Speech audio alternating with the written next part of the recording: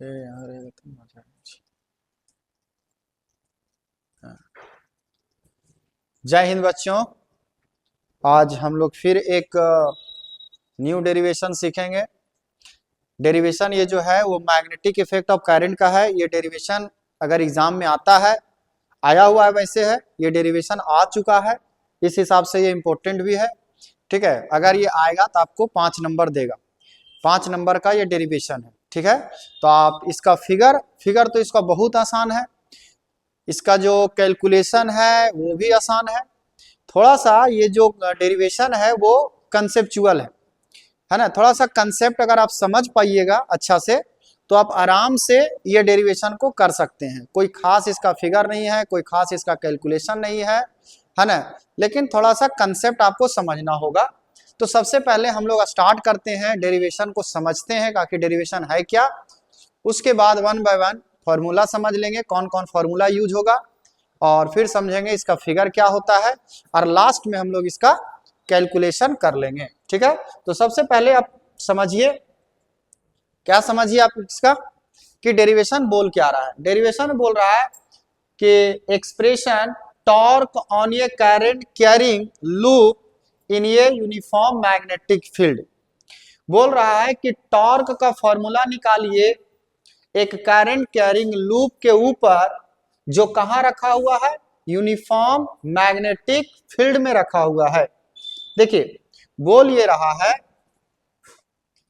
कि uniform magnetic field में, तो यूनिफॉर्म मैग्नेटिक फील्ड के लिए हमको क्या लेना होगा, मैग्नेट ले लिए हम लोग, एक इधर ले लिए और एक इधर ले लिए। एक हम लोग ले लिए इधर नॉर्थ पोल और एक इधर ले लिए साउथ पोल, ऐसे ले लिए। तो मैग्नेटिक फील्ड यहां जनरेट हो गया, इधर से इधर क्या जनरेट हो गया, मैग्नेटिक फील्ड। ये सबको मालूम होगा, ऐसे मैग्नेटिक फील्ड जनरेट हो गया। इस तरह से यूनिफॉर्म मैग्नेटिक फील्ड हम लोग क्या किए, जनरेट कर लिए। अब इस यूनिफॉर्म मैग्नेटिक फील्ड में एक लूप रखेंगे। ये लूप आप कुछ भी रख सकते हैं, रेक्टेंगुलर रख सकते हैं या स्क्वायर रख सकते हैं, कुछ भी रख सकते हैं। ठीक है, तो ये हम लोग रेक्टेंगुलर लूप रख लिए हैं।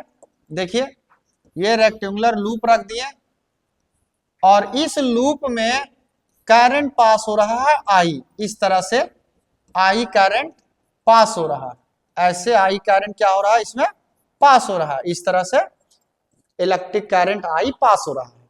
तो क्या होगा, ये जो लूप है वो ऐसे घूम जाता है, रोटेट होने लगता है। तो जहां पर भी सिस्टम रोटेट होता है वहीं पे हम लोग निकालते हैं टॉर्क। क्या निकालते हैं, टॉर्क निकालते हैं। तो यही पूछ रहा है कि जब हम यूनिफॉर्म मैग्नेटिक फील्ड में एक करंट कैरिंग लूप को रखेंगे तो उस पे जो टॉर्क लगेगा उसका फॉर्मूला निकालिए, बताइए। ठीक है, तो चलिए हम लोग बनाते हैं। तो यही है फिगर, फिगर में बस नेमिंग करना है। आप यहां नाम लिख दीजिएगा ए बी सी डी, यही हो गया फिगर। कितना आसान है figure. North pole, south pole, बीच में क्या रख दिया, लूप रख दिए, कोई दिक्कत इसमें। ठीक है, अब हम लोग आगे बढ़ते हैं। इसमें जो फॉर्मूला यूज होगा वो पहले समझा देते हैं कि इस डेरिवेशन में कौन कौन फॉर्मूला यूज होगा। बहुत आसान है डेरिवेशन, अगर रिलैक्स होके देखिएगा तो आराम से आप सीख जाइएगा, टेंशन नहीं लीजिए। तो सबसे फॉर्मूला 11th का जो है सबसे इंपॉर्टेंट फॉर्मूला वो है टॉर्क का। टॉर्क इक्वल टू जो फॉर्मूला होता है वो होता है फोर्स गुना परपेंडिकुलर डिस्टेंस। परपेंडिकुलर डिस्टेंस, ये फॉर्मूला यूज होगा इस डेरिवेशन लास्ट में, सबसे लास्ट में ये फॉर्मूला यूज होगा, है ना। फोर्स इंटू परपेंडिकुलर डिस्टेंस, समझिएगा थोड़ा थोड़ा सा। परपेंडिकुलर डिस्टेंस मान लिया जाए इस तरह से, कोई एक सिस्टम है, एक रॉड है, कुछ भी है इस तरह से। अब इसके ऊपर नीचे फोर्स लग रहा है एक F, और इसके ऊपर ऐसे ऊपर फोर्स लग रहा है F। मैग्नीट्यूड दोनों का सेम है, एक नीचे खींच रहा है और एक ऊपर खींच रहा है। ठीक है, इस फोर्स का वैल्यू मान लेते हैं 10 न्यूटन है, यहां पर वैल्यू कितना है, 10 न्यूटन मान लेते हैं। तो फोर्स के जगह पे तो 10 लिखा जाएगा, नो डाउट, इसमें कोई शक वाली बात नहीं है। 10 लिखा गया क्योंकि फोर्स लग रहा है। देखिए ना, इसको ऊपर खींचेंगे, इसको नीचे खींचेंगे, इस तरह से है। इसको ऊपर खींचे, इसको नीचे खींचे, तो ये रोटेट हो जाएगा इस तरह से। ठीक है, तो फोर्स तो आ गया, ये परपेंडिकुलर डिस्टेंस क्या होता है वो समझना आपको। देखिए परपेंडिकुलर डिस्टेंस क्या होता है, जो भी फोर्स लग रहा है उस लाइन को आपको आगे पीछे बढ़ाना है। ये देखिए ऊपर बढ़ा दिए, इसी लाइन को नीचे बढ़ा देंगे। यहां पर भी जहां फोर्स लग रहा है उस लाइन को ऊपर बढ़ा देंगे और उस लाइन को नीचे बढ़ा देंगे। अब ये दोनों पैरेलल लाइन के बीच का जो डिस्टेंस होगा उसी को परपेंडिकुलर डिस्टेंस कहते हैं। इस लाइन को आपको बहुत अच्छा से समझना होगा, ठीक है। देखिए यहां नीचे फोर्स लग रहा था, यहां ऊपर फोर्स लग रहा था, तो फोर्स तो ठीक है 10 न्यूटन लगा दिए, कोई दिक्कत है नहीं, इसमें हमको कोई कंफ्यूजन होने वाली है नहीं। कंफ्यूजन ये है कि परपेंडिकुलर डिस्टेंस क्या होता है। तो करना क्या है, इस लाइन को ऊपर नीचे बढ़ाएंगे, इस लाइन को ऊपर नीचे बढ़ाएंगे और फिर इस लाइन को ऊपर नीचे बढ़ाएंगे। तो ये जो डिस्टेंस आया दोनों पैरेलल लाइन के बीच का डिस्टेंस, ये वाला डिस्टेंस जो कुछ निकलेगा यही कहलाता है परपेंडिकुलर डिस्टेंस, ठीक है। तो ये कंसेप्ट हुआ जो अभी हम समझाएं, आगे जाके यूज करेंगे। यस सर, कोई दिक्कत इसमें नहीं है। चलिए दूसरा फॉर्मूला जो लगेगा वो ये लगेगा, मैग्नेटिक फोर्स का फॉर्मूला BIL sin थीटा। ये फॉर्मूला आप लोग सीखे होंगे।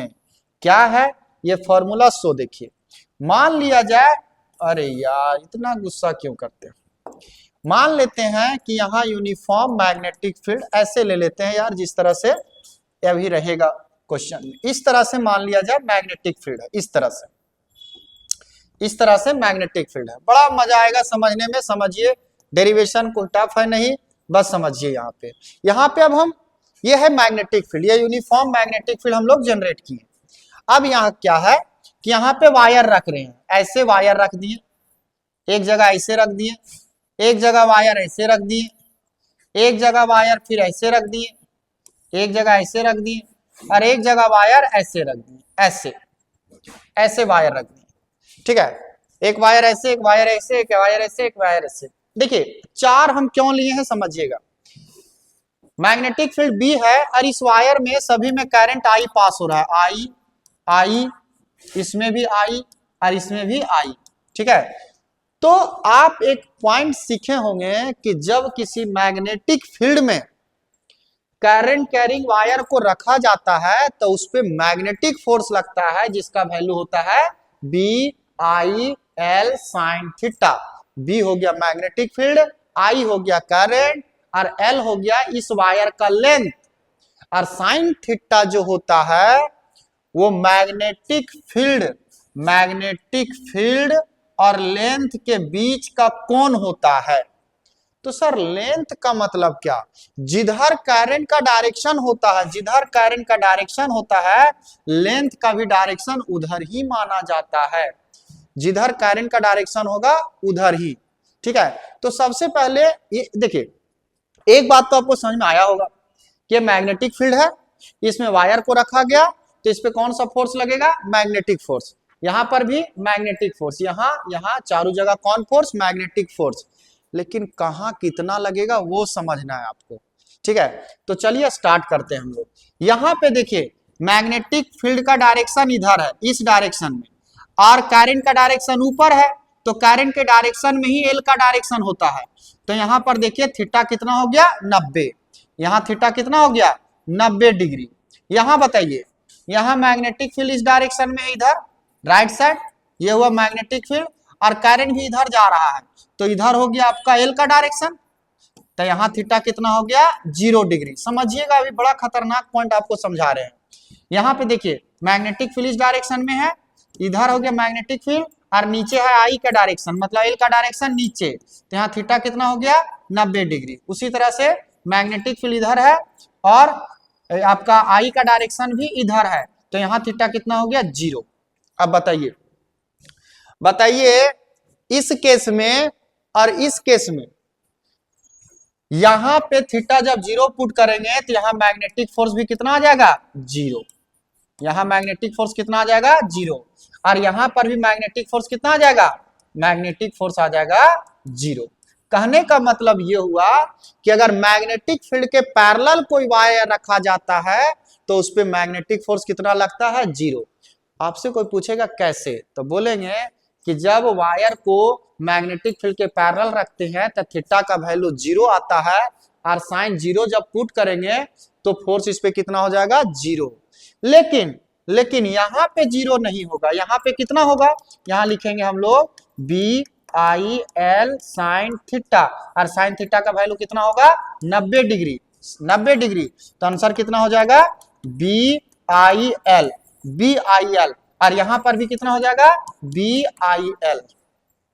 इसका मतलब आप समझे, इसका मतलब अभी हम आपको समझाते हैं। देखिएगा इसका मतलब क्या हुआ कि अगर कोई मैग्नेटिक फील्ड में, अगर इस तरह से कोई मैग्नेटिक फील्ड में इस तरह से अगर कोई लूप को रखा जाता है, इस तरह से अगर कोई लूप को रखते हैं हम लोग, समझिएगा, अगर इस तरह से कोई लूप को रख रहे हैं मैग्नेटिक फील्ड में, तो इस वायर पे फोर्स लगेगा BIL, इस वायर पे फोर्स लगेगा 0, इस वायर पे फोर्स लगेगा BIL, और इस वायर पे फोर्स लगेगा 0। मतलब कि जो पैरेलल हो जाएगा या एंटी पैरेलल हो जाएगा, सोचिए ना, यहां पर भी 0 क्यों हुआ, क्योंकि मैग्नेटिक फील्ड इधर है और करंट का डायरेक्शन इधर है, तो यहाँ थीटा हो जाएगा आपका 180 डिग्री। और साइन 180 का भी वैल्यू कितना होता है, साइन 180 का वैल्यू होता है 0। मतलब कि इस वायर पे और इस वायर पे फोर्स कितना होगा 0 होगा। सिर्फ और सिर्फ किस पे होगा, इस वायर पे और इस वायर पे फोर्स लगेगा, सिर्फ इस वायर और इस वायर पे फोर्स लगेगा। और एक वायर पे फोर्स लगेगा अंदर के तरफ, और एक वायर पे फोर्स लगेगा ऊपर के तरफ, जिसके वजह से ये क्या करेगा, रोटेट कर जाएगा। बात आ रही समझ में। ये फोर्स का फॉर्मूला हम लोग कैसे निकालते हैं, डायरेक्शन कैसे निकालते हैं, देखिए मैग्नेटिक फोर्स का हो जाता है I Guna L cross B, इससे निकलता है आपका डायरेक्शन फोर्स का। करना क्या रहता है, राइट हैंड को आप I के डायरेक्शन में या तो L के डायरेक्शन में ऐसे खोलिए, ऐसे I का डायरेक्शन ऊपर है तो ऊपर ऐसे हाथ को खोलेंगे, और मैग्नेटिक फील्ड के तरफ हाथ को बंद करना है, तो मैग्नेटिक फील्ड इधर में है, देखिएगा I के डायरेक्शन ऊपर हुआ, ऐसे हाथ को खोल दिए और मैग्नेटिक फील्ड को पकड़िए, तो अंगूठा किधर गया, नीचे के अंदर के तरफ, तो इस वायर पे फोर्स किधर लगेगा, अंदर के तरफ। यहाँ पे आ जाइए, यहाँ पे आइए, यहाँ पे देखिए, बोलिए हाथ किधर खुलेगा, हाथ खुलेगा नीचे के तरफ, नीचे के तरफ। क्यों, क्योंकि I का डायरेक्शन नीचे है तो L का भी डायरेक्शन नीचे होगा, तो हाथ खुल गया नीचे के तरफ, और मैग्नेटिक फील्ड इधर है तो ऐसे पकड़ेंगे, तो यहाँ पे देखिए अंगूठा किधर गया, ऊपर के तरफ, तो यहाँ पर फोर्स होगा ऊपर के तरफ, और यहाँ पे जो फोर्स लगेगा वो नीचे के तरफ लगेगा, और ये फिर वायर रोटेट हो जाएगा। और जब वायर रोटेट हो जाएगा तो हमको क्या निकालना है, टॉर्क निकालना है। यही कंसेप्ट था, बोले थे ना इसमें थोड़ा सा कंसेप्ट है, कैलकुलेशन बहुत आसान है। हम लोग क्या क्या सीख गए, ऊपर के वायर में फोर्स 0, नीचे के वायर में फोर्स 0, ये राइट लेफ्ट साइड के वायर में फोर्स लगेगा BIL अंदर के तरफ, और राइट साइड में फोर्स लगेगा BIL ऊपर के तरफ, जिसके वजह से क्या हो जाएगा, रोटेट हो जाएगा। तो दो फॉर्मूला, बस दो फॉर्मूला, एक BIL साइन थीटा, एक BIL साइन थीटा लगेगा इसमें, और एक टॉर्क वाला जो बताए थे, so force into perpendicular distance. अगर ये आप समझ गए तो डेरिवेशन खत्म हो गया। आप देख लीजिए, आप देख लीजिए डेरिवेशन, वन बाय वन समझा देते हैं। लिखा हुआ है expression torque on A current carrying loop in a uniform magnetic field. ठीक है, कि करंट कैरिंग वायर में बताइए कि उसमें टॉर्क कितना लगेगा अगर वो यूनिफॉर्म मैग्नेटिक फील्ड में रखा गया है तो। अब देखिए, कंसीडर ये rectangular loop carrying electric current I place in uniform magnetic field. आप यहाँ मैग्नेटिक फील्ड B लिख सकते हैं। ठीक है, अब देखिए यहाँ पे हम लोग क्या करेंगे, पहले फिगर समझेंगे। फिगर में कुछ समझना ही नहीं है, फिगर में बस ये समझना है कि ये नॉर्थ पोल हो गया, ये साउथ पोल हो गया, तो समझ जाना है। यहाँ पे अगर हम फील्ड लाइंस दिखा देंगे तो ये पिक्चर जो होगा वो लेंदी हो जाएगा। आप समझ जाइए कि इधर से इधर मैग्नेटिक फील्ड बन गया है। इस एक लूप लिए हैं, जिस लूप का लेंथ आप L मान सकते हैं, कोई दिक्कत नहीं है ना। रेक्टेंगुलर मानिए, स्क्वायर मानिए, उससे कोई लेना देना नहीं है। तो हम लोग यहाँ रेक्टेंगुलर माने हैं तो रेक्टेंगुलर मान सकते हैं, कोई दिक्कत नहीं है। तो इसको अगर हम एल मान लेते हैं, इस लेंथ को एल मान लेते हैं, तो इस लेंथ को एल, इसको बी मान लेते हैं, कोई दिक्कत नहीं है। L B, L L E भी हो जाएगा और ये क्या हो जाएगा, बी हो जाएगा। ठीक है, ज्यादा लिखने की जरूरत नहीं है। ठीक है, तो अब सोचिए कि ये लूप है और ये यूनिफॉर्म मैग्नेटिक फील्ड में रखा हुआ है, तो आपको तो समझ में आ गया होगा कि एडी पे फोर्स कितना लगेगा, 0, क्योंकि कैरेंट का डायरेक्शन ऐसे दिखा देंगे हम लोग। ये कैरेंट का डायरेक्शन है ऐसे, यहाँ भी कैरेंट का डायरेक्शन, कैरेंट का डायरेक्शन, कैरेंट का डायरेक्शन। तो देखिए इस पे फोर्स लगेगा, ए बी पे फोर्स लगेगा और किस पे लगेगा, सी डी पे फोर्स लगेगा। बीसी और एडी के बीच में फोर्स कितना होगा, 0 होगा। अभी तो बताए थे मैग्नेटिक फील्ड के पैरेलल हो या एंटी पैरेलल हो, उस पे फोर्स कितना लगता है, 0 लगता है। क्यों, क्योंकि जब पैरेलल होता है तो थीटा होता है 0 डिग्री और जब एंटी पैरेलल होता है तो थीटा होता है 180 डिग्री। साइन 0 का बात करो या साइन 180 का बात करो, दोनों केस में थीटा कितना हो जाता है, 0 डिग्री। ठीक है, 0 हो जाता है वैल्यूज का। ठीक है, तो अब हम लोग क्या करेंगे, देखिए डेरिवेशन बना रहे हैं तो सब चीज लिखना पड़ेगा, तो वही लिखेंगे। The magnetic force on the side A B is, A B पे जो फोर्स लगेगा, सो 4 स्टेप में चलेंगे। ए बी पे जो फोर्स लगेगा वो पहले लिखेंगे, बीसी पे लगेगा वो लिखेंगे, सी डी पे लगेगा वो लिखेंगे और एडी पे लगेगा वो लिखेंगे। 4 स्टेप चलेगा और चारों में सेम फॉर्मूला लगेगा, B I L sine theta. तो चलिए स्टार्ट करते हैं। तो the magnetic force on the side A B, A B के ऊपर फोर्स लगेगा तो वो क्या लिखेंगे, यहां लिखेंगे magnetic force equal to B I L sine, कितना लिख दें, 90 डिग्री। 90 क्यों लिखें पता चला है ना, मैग्नेटिक फील्ड इधर है, मैग्नेटिक फील्ड इधर है और एल के डायरेक्शन ऊपर गया, तो यहाँ थीटा कितना हो गया, 90 डिग्री। तो यहाँ साइन 90 लिख दिए। अब बताइए यहाँ क्या हो जाएगा, magnetic field equal to B I L, sine 90 का वैल्यू कितना होता है, 1 होता है। तो ये चला गया, खत्म हो गया, बचा क्या, बी आई एल। बोलिए इसमें कोई दिक्कत नहीं। अब आते हैं magnetic force on the side BC. BC में देखिए मैग्नेटिक फील्ड इधर है और बीसी भी इधर गया हुआ है, करंट का डायरेक्शन भी इधर है, तो यहाँ थीटा कितना हो जाएगा, 0। तो यहाँ क्या लिखेंगे हम लोग, यहाँ लिखेंगे magnetic force equal to B I L sine 0 degree, 0 degree. आप थीटा एक बार लिख सकते हैं, फिर 0 बाद में पुट कर सकते हैं, एक स्टेप आप बढ़ा सकते हैं, वैसे कोई दिक्कत है नहीं। ठीक है, तो 0 कैसे लिखें पता चल गया। ठीक है, अब बताइए साइन 0 का वैल्यू कितना होता है, 0 होता है। यहाँ आप लिखना चाहें तो लिख दीजिए कि साइन 90 का वैल्यू 1 होता है। ठीक है, यहाँ क्या हो जाएगा, मैग्नेटिक फोर्स इक्वल टू 0 हो जाएगा डायरेक्ट। क्यों, क्योंकि साइन 0 का वैल्यू कितना होता है, 0 होता है। अब आ जाते हैं हम लोग सीडी में। सीडी नीचे इधर वायर और इधर मैग्नेटिक फील्ड। देखिएगा यहाँ पे अगर हम बात करेंगे मैग्नेटिक फोर्स इक्वल टू, किसी को तकलीफ हो रहा है तो आप लिख सकते हैं B I L sine theta, बोले तो एक बार फॉर्मूला लिख दीजिए।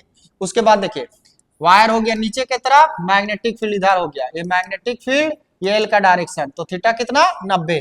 तो यहाँ क्या हो जाएगा, बी आई एल साइन 90 और ओवरऑल कितना आ गया, बी आई एल, ये हो गया magnetic force. Next DA, DA में देखिए डीए किधर गया, इधर आ गया डीए और इधर चला गया मैग्नेटिक फील्ड। मैग्नेटिक फील्ड ये हो गया, एल का डायरेक्शन ये हो गया, तो थीटा कितना हो गया, 180 डिग्री। और 180 का मतलब साइन 180 भी 0 होता है। यहाँ लिखेंगे magnetic force B I L sine 180, तो बी आई एल साइन 180 का वैल्यू 0, साइन 180 का वैल्यू हो गया 0, तो आंसर हो गया B I L. Yes sir, sorry गलत हो गया, ये क्या हो जाएगा, 0। ठीक है, यहां हो जाएगा 0। अब एक बात बताइए, वायर में जो लूप में 4 भुजा है, 4 साइड है, उसमें 2 साइड में 0 हो गया और 2 साइड में फोर्स जो लग रहा है वो बी आई एल लग रहा है। देखिएगा, समझिएगा, समझिए यहाँ पे ए बी पे फोर्स लग रहा है बी आई एल और सी डी पे फोर्स लग रहा है बी आई एल। तो एक जो अभी हम बताए थे वहां निकाल के डायरेक्शन, एक पे फोर्स लगेगा नीचे के तरफ और एक पे फोर्स लगेगा ऊपर के तरफ, एक नीचे एक ऊपर। तो एक ऊपर हम बनाएंगे, एक नीचे बनाएंगे, मतलब डी वाला को लेंगे ऊपर और ए वाला को लेंगे नीचे। अब चूंकि ये पैनल 2D है तो इसका फिगर जो होगा वो थोड़ा सा आपको समझना होगा। देखिए यहाँ पे फिगर बनाए हैं, है ना। CD पे जो फोर्स लगा वो ऊपर लगा और AD के जो फोर्स लगा वो नीचे लगा। AD और CD, AD और CD यहां देख लेते हैं हम लोग। AD, ये हो गया हमारा AD और ये हो गया CD। CD ये गलत लिखा हुआ है, AB होगा, AB के नीचे, AB पे लगेगा नीचे और CD के लगेगा ऊपर। AB के नीचे लगेगा नीचे और CD के लगेगा ऊपर, ठीक है। तो AB होगा, AB ये CD, ठीक है, CD ऊपर हो गया और यहाँ होगा AB, D नहीं होगा, यहाँ B होगा, यहाँ हो जाएगा B। बोलिए, ये फिगर थोड़ा सा आपको कंफ्यूज करेगा। देखिए हम फिगर ऐसे नहीं बना सकते हैं, ऐसे रखा हुआ है तो इस पे लग रहा है नीचे के तरफ, इस पे लग रहा है ऊपर के तरफ, तो ऐसे नहीं बनाए हम लोग, ऐसे रोटेट कर दिए, ऐसे कर दिए इसको। तो एक ऊपर दिखाए, एक नीचे दिखाए, CD ऊपर और AB नीचे। अब देखिए हम क्या बोले थे, फोर्स चाहिए, टॉर्क लिखने के लिए क्या क्या चाहिए, फोर्स का वैल्यू चाहिए और परपेंडिकुलर डिस्टेंस चाहिए। तो फोर्स का वैल्यू तो हम लोग को पता चल गया है, BIL। फोर्स का वैल्यू कितना है, अगर हम बात करें तो यहाँ फोर्स का वैल्यू जो होगा वो कितना है, BIL है। यहाँ भी कितना है, BIL है। फोर्स तो हो गया, परपेंडिकुलर डिस्टेंस निकालना था। कैसे बोले थे इस लाइन को ऊपर नीचे बढ़ाओ ऐसे और इस लाइन को ऊपर नीचे बढ़ाओ, तो जो पैरेलल लाइन होगा उसके बीच के दूरी को परपेंडिकुलर डिस्टेंस कहते हैं। इसका मतलब यहाँ परपेंडिकुलर जो डिस्टेंस है वो क्या होगा, AE होगा। AE को बोलेंगे परपेंडिकुलर डिस्टेंस। अब AE कैसे निकालेंगे वो समझिएगा, ये थोड़ा समझने वाली बात है। देखिए क्या होगा सो समझिएगा। इस तरह से आपका प्लेन है, लूप जो है वो इस तरह से, 5 नंबर का डेरिवेशन है तो थोड़ा सा ये आपको कंफ्यूज करेगा ही। देखिएगा, मान लिया जाए ये हो गया आपका लूप, इस तरह से लूप है, इस लूप पे यहाँ पे इस पे ऊपर फोर्स लग रहा है, इस पे नीचे लग रहा है। ये जो एरिया दिख रहा है आपको, ये वाला एरिया, यहीं पे एरिया वेक्टर लेंगे। ऐसे गॉस लॉ में आप सीखे होंगे एरिया वेक्टर लेने के लिए, छोटा सा गोल करेंगे और ये ऐसे डायरेक्शन दिखाएंगे, यही लिए है। देखिए यहाँ जो अब दिख रहा है ये वाला, ये एरिया वेक्टर है। ये कहाँ पे लिया हुआ है, यहाँ पे, इस तरह से। इसको इस तरह से देखिए आप, इस तरह से प्लेन है, यहाँ पे एरिया वेक्टर लेंगे इधर के तरफ। बात आ रही समझ में, इधर के तरफ। और ये मैग्नेटिक फील्ड के बीच कितना एंगल बना रहा है, थीटा। तो अगर ये एंगल थीटा है, समझिएगा, ये अगर एंगल हम थीटा मान रहे हैं, बी के साथ एरिया वेक्टर कितना एंगल बना रहा है, थीटा। तो समझिएगा अगर ये थीटा है, समझिए ये हो गया आपका थीटा, तो ये हो गया 90 माइनस थीटा। ये वाला टोटल मिला के कितना होता है, टोटल मिला के होता है 90। हरा वाला जो दिख रहा है लाइन, हरा वाला लाइन जो दिख रहा है 100, और ये एरिया वेक्टर जो है 100, है ना। ये हुआ मैग्नेटिक फील्ड, समझिएगा ये मैग्नेटिक फील्ड है। तो ये अगर थीटा है तो ये क्या होगा, 90 माइनस थीटा। अगर ये 90 माइनस थीटा है और ये 90 है तो ये क्या हो जाएगा, थीटा। कहने का मतलब ये है कि ये वाला ऊपर वाला कोण जो होगा वो होगा थीटा। कैसे होगा समझिए, ऐसे है, ऐसे है, ऐसे है और ऐसे है। तो सोचिए ये तो 90 है, ये तो हो गया 90, ये मान लेते हैं 30 डिग्री, ये 30 मान लेते हैं। तो ये 30 है तो ये कितना हुआ, ये 60 हुआ कि नहीं हुआ, ये 60 हो गया। अब ये 90 है, ये 60 है, तो ये कितना हुआ, ये हो गया 30। इसका मतलब कि ये 30 होता है तो ये भी 30 होता है, तो ये थीटा है तो ये भी क्या हो गया, थीटा हो गया। अब मेरा काम बन गया। अब जो मेन बात था वो समझा दिए। अब देखिए क्या करेंगे, सो सीधे लिखेंगे इन ट्रायंगल ADE में, इन ट्रायंगल ADE।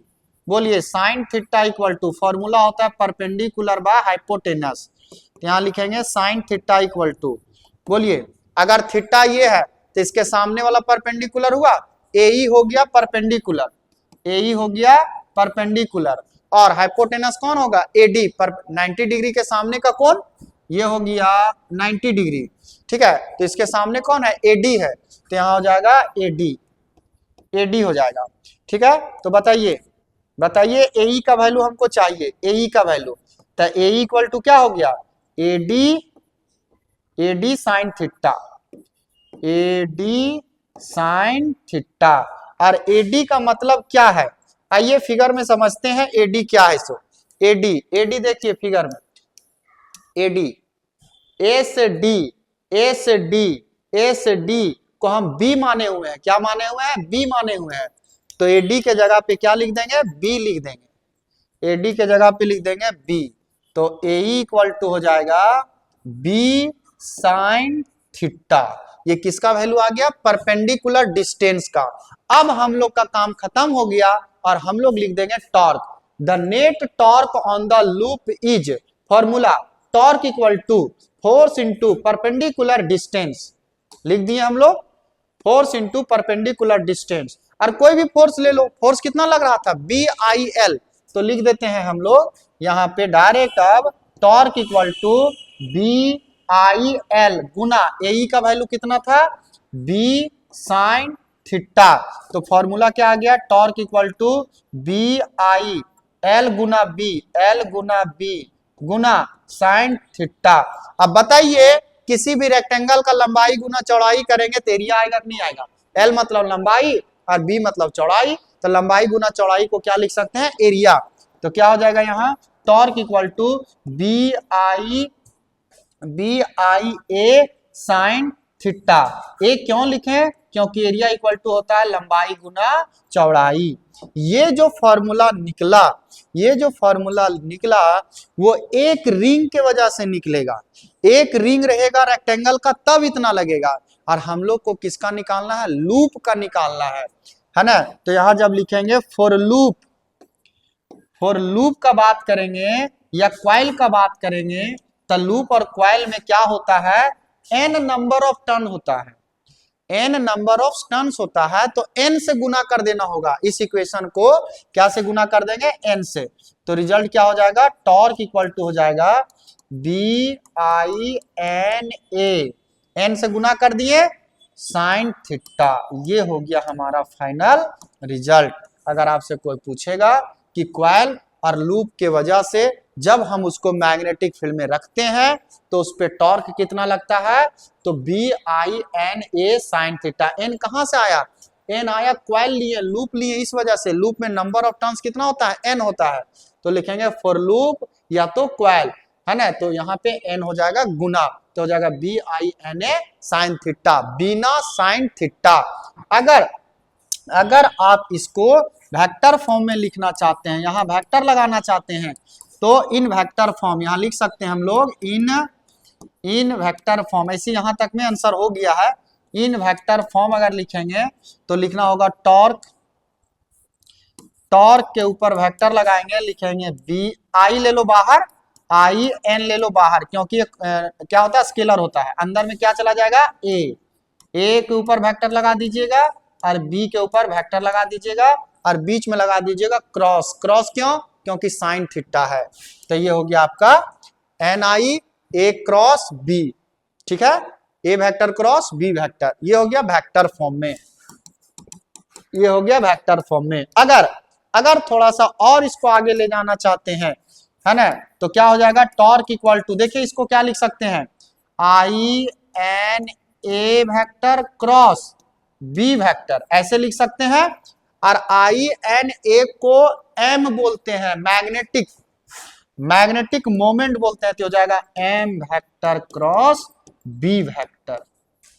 ये भी आप याद रखिएगा, सारा फॉर्मूला हम उठा के ले आ रहे हैं, ठीक है। और इसको M क्रॉस B को तोड़िएगा तो क्या हो जाएगा, स्केलर में जो हो जाएगा MB साइन थीटा। देख लीजिए, एक फॉर्मूला ये, एक फॉर्मूला ये, ये फॉर्मूला नहीं है, एक फॉर्मूला ये हुआ, एक फॉर्मूला ये हुआ, है ना। कोई लड़का कंफ्यूज मत होइएगा, NIA को हम लोग M बोलते हैं, NIA को क्या बोलते हैं, M बोलते हैं, तो इसके जगह पे M लिख दिए। तो हमारे पॉइंट ऑफ व्यू से लगता है कि आपको कौन कौन फॉर्मूला याद रखना चाहिए। एक तो ये वाला नहीं भूलिएगा फॉर्मूला, और एक ये वाला एकदम नहीं भूलिएगा, ठीक है। ये वाला भी याद रखिएगा, देखिए ये दोनों याद रखिएगा, तो आपको ये दोनों मिल जाएगा। इसको तोड़िएगा, है ना, क्रॉस तोड़िएगा तो साइन थीटा आ जाएगा, यहाँ क्रॉस तोड़िएगा तो साइन थीटा आ जाएगा। तो मेरे दिमाग से ये दोनों फॉर्मूला जो लड़का याद रखेगा उसको ये और ये ऑटोमेटिक याद हो जाएगा। क्रॉस तोड़ के साइन थीटा लगाना है, क्रॉस तोड़ के साइन थीटा लगाना है। यहां तक अगर आप इस डेरिवेशन अगर एग्जाम में आता है तो एग्जाम में देखना पड़ेगा कि किस फॉर्म में लाना है। वैसे अगर आप यहां तक बना देते हैं डेरिवेशन को तो आपका काम खत्म हो जाएगा, कोई दिक्कत नहीं है। ठीक है, तो ये डेरिवेशन 5 नंबर में आता है, इसलिए थोड़ा सा लंबा लगा, ऐसा कुछ है नहीं। अगर आप इसको प्रैक्टिस में कर लेते हैं तो बहुत आराम से आप इसको भी एग्जाम में बना सकते हैं। और ये क्वेश्चन भी आप बना के जाइएगा, जितना हो सके हम पूरा समझाए हैं, कहीं पर भी कोई दिक्कत नहीं हुआ था। आप देखे होंगे एक भी ऐसा कोई पॉइंट नहीं है जो हम आपको समझाए नहीं। सो ठीक है, तो चलिए अगले बार मिलते हैं नेक्स्ट वीडियो में। चलिए, थैंक यू।